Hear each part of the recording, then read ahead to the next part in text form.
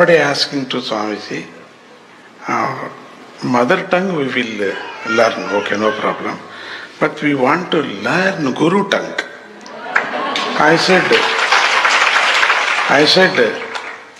I have only one tongue, please don't take.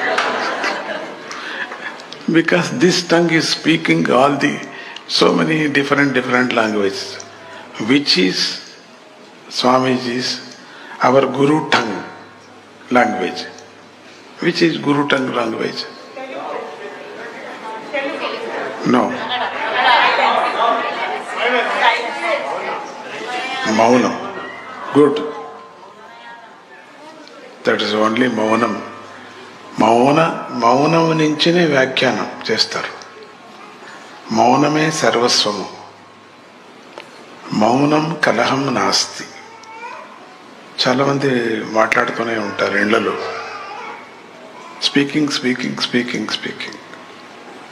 Then finally what happened? Quarrel.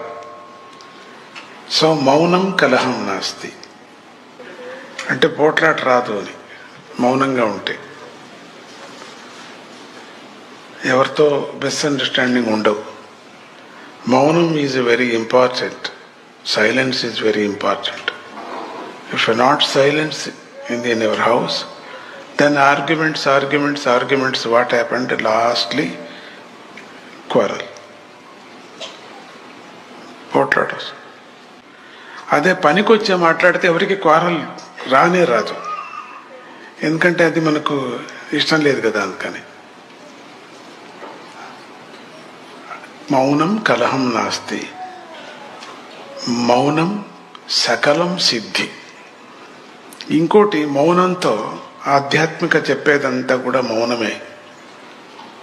మన గురువు కూడా నోటితో ఏ మాటను చెప్పరు. అట్లా ఆ విధంగా మౌనం అనేది చాలా ముఖ్యమైనది. మౌనం కలహం నాస్తి.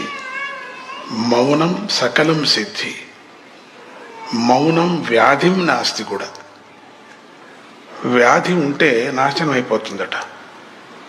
ఏదైనా మనసులో శరీరంతో కలిగిన రోగానికి మందు తీసుకోవచ్చు, కొంచెం ఔషధి మందు ఉంటే వేరే అర్థం చేసుకోకుండా పోయి అంటే ఔషధి మెడిసిన్స్ తీసుకోవచ్చు.